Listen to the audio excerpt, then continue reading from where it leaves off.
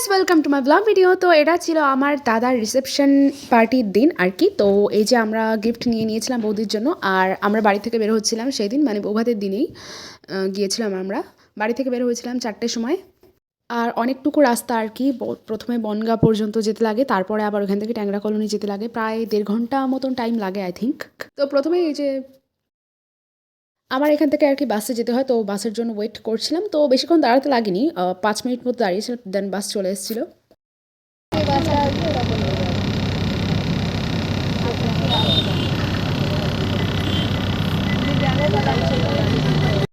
দেন luckily একদম বাসে মানে জানলার সাইডে সিটি পেয়ে গিয়েছিলাম। তো আমি আর আমার মা একটা জায়গায় বসেছিলাম, আর আমার বাবা আর ভাই পেছন দিকে বসেছিল আর কি। আমার দিমাগ খারাপ হয়ে আছে।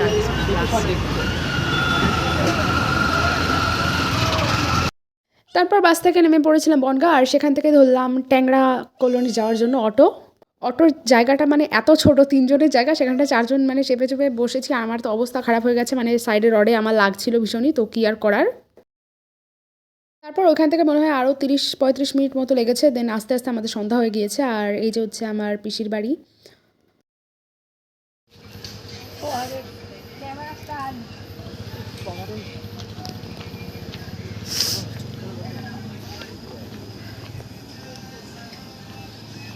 এই যে এখানটা সব রান্নাবান্না হচ্ছিলো, আর রান্নাবান্না করে এই ঘরের একটা সাইডে এই যে রেখে দিয়েছিল এগুলো। এটা হচ্ছে আমার ছোট দাদার ঘর আর কি। আমার 3টে দাদা, সবার ঘর আলাদা আলাদা করা আছে। তারপরে আধা ঘন্টা বসে টসে আমরা রেডি হওয়ার জন্য মানে উঠে পড়েছিলাম, মানে সাজগোজ করার জন্য তৈরি হচ্ছিলাম আর কি। তো এই যে আমি প্রথমে একটা হেয়ার স্টাইল করেছিলাম, তারপরে ওটা চেঞ্জ করে আবার আরেকটা হেয়ার স্টাইল করেছি। তারপর ওটাও মা বলছে ভালো লাগছে না, ওইটা চেঞ্জ করে আবার আরেকটা নেক্সট হেয়ার স্টাইল করেছিলাম। মানে পরপর 3বার আমি হেয়ার স্টাইলটা চেঞ্জ করেছি। দ্বিতীয়বার এই হেয়ার স্টাইলটা করেছিলাম, কিন্তু পরে আমার মা বললো যে এটাও চেঞ্জ কর, তো আবারও হেয়ার স্টাইল চেঞ্জ করেছিলাম। আমি এই হেয়ার স্টাইলটা নিয়ে চলে গিয়েছিলাম ফুচকা খেতে, কারণ আমার দিদির মেয়ে ও খুব জ্বালাচ্ছিল। তো দিদি বলছিল যা তোরা ফুচকা খেয়ে আয়, তারপরে এসে হেয়ার স্টাইল চেঞ্জ করিস। তো ওকে নিয়ে চলে গিয়েছিলাম ফুচকা খেতে। তো গিয়ে দেখি তখনও ফুচকা দিচ্ছিল না, তাই আগে আমি কফি নিয়ে নিয়েছিলাম, আর ওকে শুকনো ফুচকা একটা ধরিয়ে দিয়েছিলাম আর কি।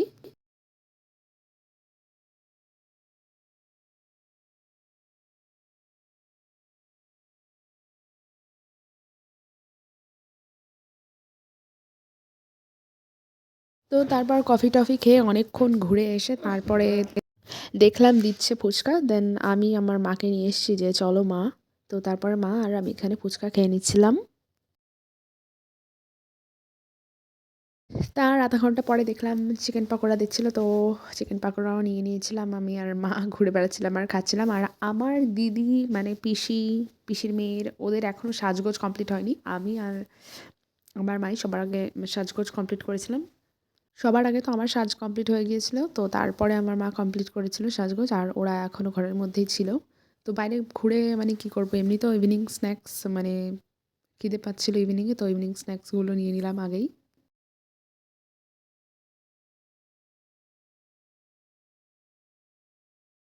আর এদিকে আমার মাও নিয়ে নিয়েছিল। আমি আসলে সকালবেলা নর্মালি 12টার সময় খাই, বাট আজকে খেয়েছিলাম 11টার সময়। তো আমার যে কি পরিমাণে খিদে পেয়েছিল মানে বলার মতো না। আর এসে দেখি এখনও কারো হয়নি, আর এখানে আমার পিসির ছেলে ছিল।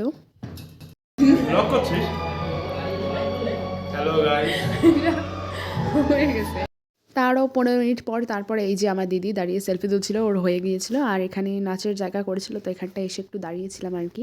দিদিকে বলছিলাম চল ডান্স করবো, বাট ও নাচ করছিলই না। আর তার উপর ওর মেয়ে এসে খুব জ্বালাচ্ছিল। তারপরে আমি গান চেঞ্জ করলাম, একটা কি বিচ্ছিরি একটা গান, মানে ভোজপুরি গান চালাচ্ছিল ওরা, আর আমার ভালো লাগছিল না। তো আমি আমার ফোন দিয়ে একটা গান দিয়ে দিয়েছিলাম, তো সেটা নিয়ে মানে সেটা দিয়েই আর কি ওইখানে কয়েকটা বাচ্চা ছিল পাড়ার, আমার দাদারের ওখানটায়, ওই বাচ্চা দুটোর সাথেই নাচছিলাম। কন্যাযাত্রী আসার পর এমন এমন ভোজপুরি গান চালিয়েছে, আমার আর ডান্স করতে ইচ্ছাই হয়নি।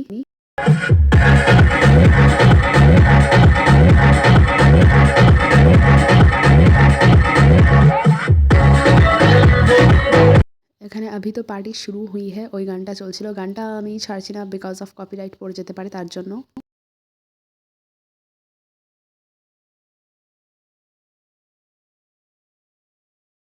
আমি যখন ডান্স করছিলাম মানে কেউ আসছিল না, মানে সব ছেলে পেলে পাড়ার অথবা আর পাড়ার কাকিমাগুলো সবাই পাশে সবাই চেয়ার নিয়ে সাইডের থেকে বাস বসে বসে দেখছিল, আর এই ভিডিওটা আমার ভাই করে দিচ্ছিল।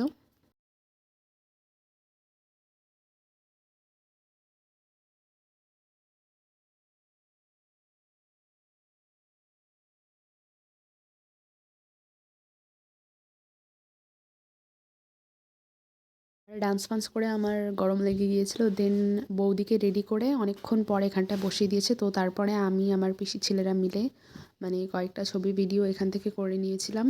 তার অনেকক্ষণ পরে রাত ৯টার সময় কন্যাযাত্রীর মানে ওরা এসেছিলো, আর ওরা ওই মেয়েগুলো এসে এখানকার মানে ডান্স করছিল। সব আমাদের ওখানকারই মেয়ে, যেহেতু মানে বৌদির বাড়ি আমার ওইখানটাতেই।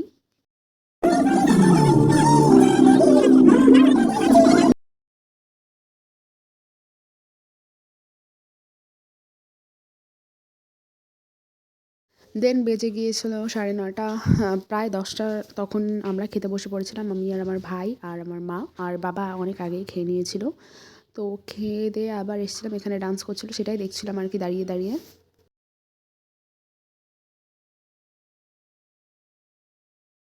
এখানে কয়টা পাড়ার ছেলেপেলে আর পাড়ার কয়েকটা বোন নাচ করছিল, আর কন্যাযাত্রী যেসব মেয়েগুলো নাচছিল ওরা সব খেতে চলে গিয়েছিল।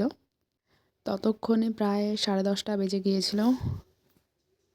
আর আমরা ঠিক করেছিলাম মানে এত শীতের রাতের মধ্যে এখানে থাকবো না। তো কন্যাযাত্রীর বাসে করে আমি, ভাই, মানে সরি আমি, বাবা আর মা বাড়িতে চলে এসেছিলাম, আর ভাই শুধু ওখানটায় ছিল।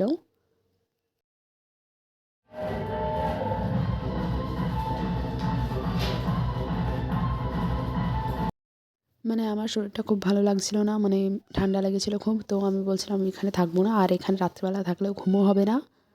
দেন আমি ব্যাগটা বাইরে বের করে নিয়ে এসেছিলাম, আর এখানে সোয়েটার মাফলার পরে নিয়েছিলাম, যেহেতু রাস্তায় মানে ঠান্ডা লাগবে, আর বাসে করে যাব তো দরজা দিয়ে তো হাওয়া ঢুকবেই।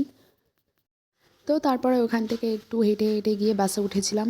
আর বাসে যেতে যেতে আর বাকি ব্লগ করব, আমার ফোনে 1% চার্জ ছিল না, ফোন সুইচ অফ হয়ে গিয়েছিল। তো এইটুকুই ছিল আমার ব্লগ ভিডিও কেমন লেগেছে অবশ্যই জানিও। আরও এরকম ব্লগ ভিডিও পেতে হলে আমাকে অবশ্যই ফলো করে দিও।